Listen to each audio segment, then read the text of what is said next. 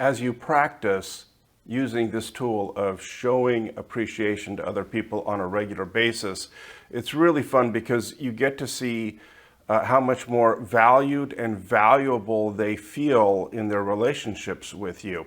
But you also might notice something else.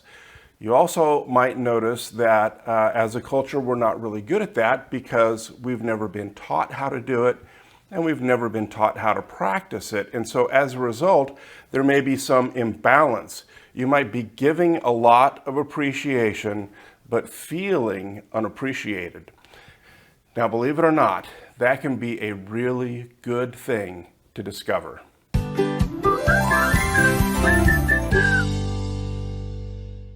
Hi everybody, this is Greg from Heart Tools, where we make it simple to build great relationships.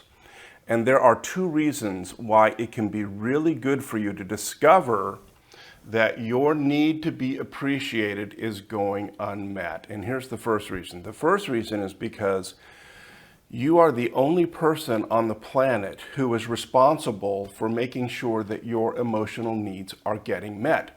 No one else is responsible for that. When we're kids, other people are responsible for making sure that our physical and emotional needs are being met. But once we become adults, we are solely responsible for making sure our needs are getting met. And the first step in getting your needs met is understanding what they are and seeing when they're not being met.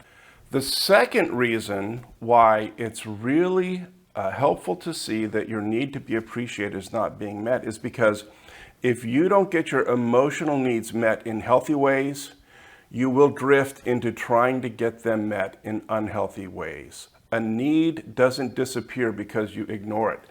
Wants can disappear. We can go without something we want just fine. But if something is truly a need, then if it's not getting met in a healthy way, we will try to get that need met in unhealthy ways.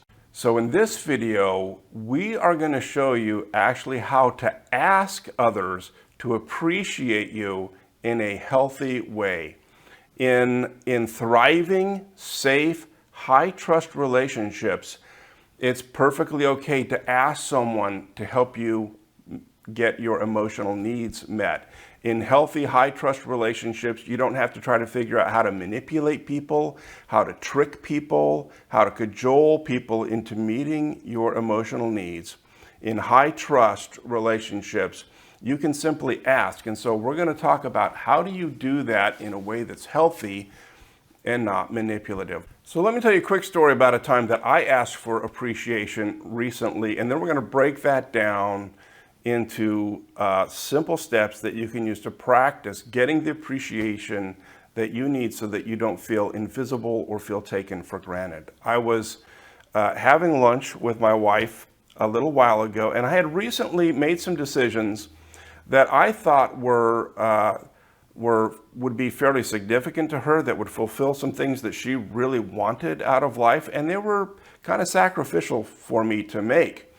And 3 weeks later, there was no response from her yet, and it was confusing for me. So we were sitting down to lunch, and I said, "Hey, can I ask your help in understanding something, because I'm a little bit confused?" And she said, "Sure."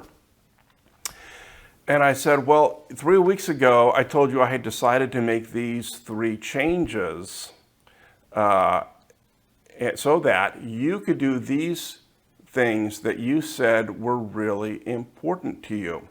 And what's confusing to me is I haven't heard anything about that. It's been 3 weeks, and I'm wondering if that has really had the impact that I had anticipated that it did. So can you help me with that?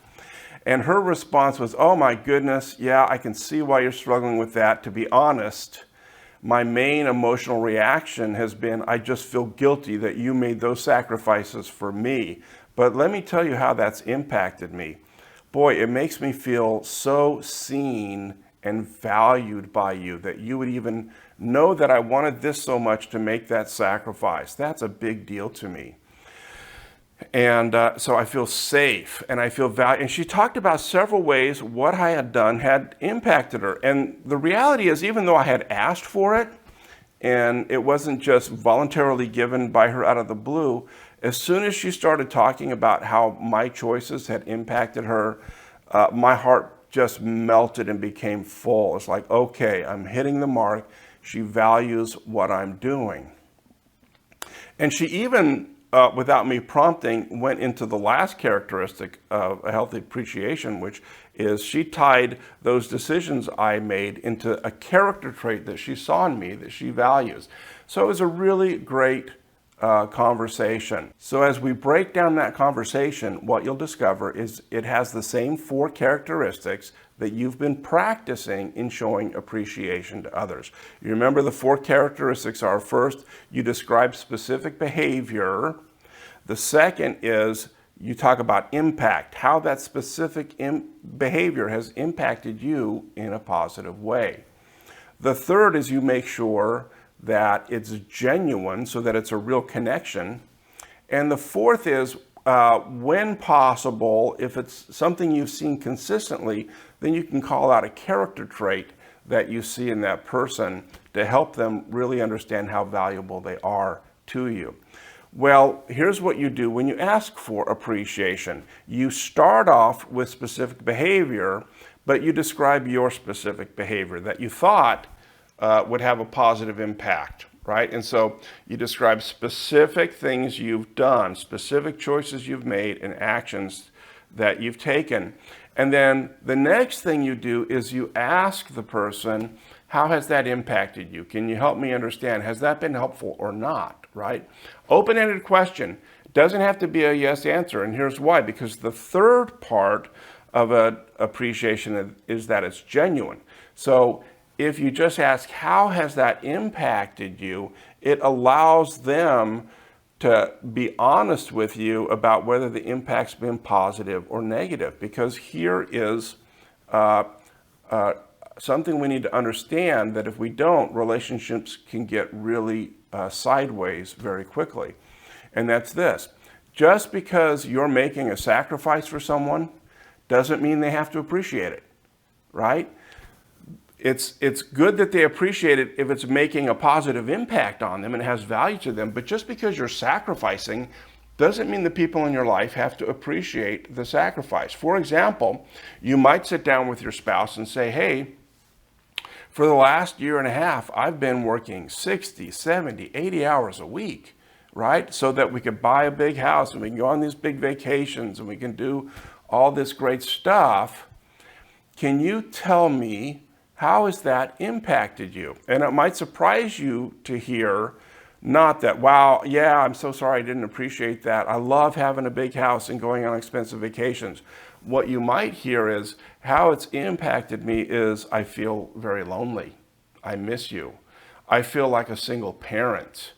I notice the kids really want to spend time with you and they miss you as well, right? And so just because you're sacrificing doesn't mean someone has to appreciate that sacrifice. So if you describe your behavior, ask how has that impacted you, then you give them freedom to give a genuine response of, oh my goodness, yeah, that's been so helpful, or you know what, I haven't even noticed, it's really not important, or you know what, the impact has actually been pretty negative. And that's really important to understand, because what we said earlier is if your needs aren't getting met in positive ways, then you'll find unhealthy ways to get your needs met. And so if your spouse isn't appreciating the fact that you're working 70, 80 hours a week, and if you don't take that to heart and go, oh my goodness, this isn't what you want, I'm going to make different decisions that'll have a positive impact on you. If that doesn't happen, then what can happen is you can drift into, depending on relationships, where people do care and do appreciate that you're working 70 or 80 hours a week. And so you substitute your relationship with your boss and your coworkers and your career, which really isn't that important when it comes right down to it. If you left your job, they'd find a replacement tomorrow and forget about you in a week. But you're getting all your appreciation there rather than making adjustments so that you can get appreciated in the relationships that you care about. So if you're sacrificing, and it is not meaningful to the people you care about, then your sacrifice simply isn't meaningful and it's time to adjust. So ask for the impact, give the person the freedom to say, oh, that's been so helpful, or no, that really hasn't been helpful. That way, when you get the appreciation, it will be genuine to you. Now, and then sometimes what will happen is when someone gives you that appreciation, yeah, that's really impacted me, and here's how. Sometimes they'll go on and give you the character trait that they see in you. That's a bonus, though. You don't always have to have that when you ask for appreciation. But what you do need is you need to be connected with people that you care about, that you are doing things to have positive impact for them, and you're not being taken for granted. So here's what I would challenge you to practice this week with this, is try to think about one thing that you've been doing that the reason you're doing it is to have a positive impact on someone important to you and close to you, and you haven't had any response. And then just practice doing these 4 steps. Practice doing that maybe one time each week until you're good at it, until it feels natural to ask the people who are closest to you in high trust relationships to help meet your emotional needs. So practice describing your behavior, ask them how it impacted you, and then as they say, wow, that really has had a positive impact on me, notice how connected you feel to them and how your heart becomes full of good stuff, which it needs.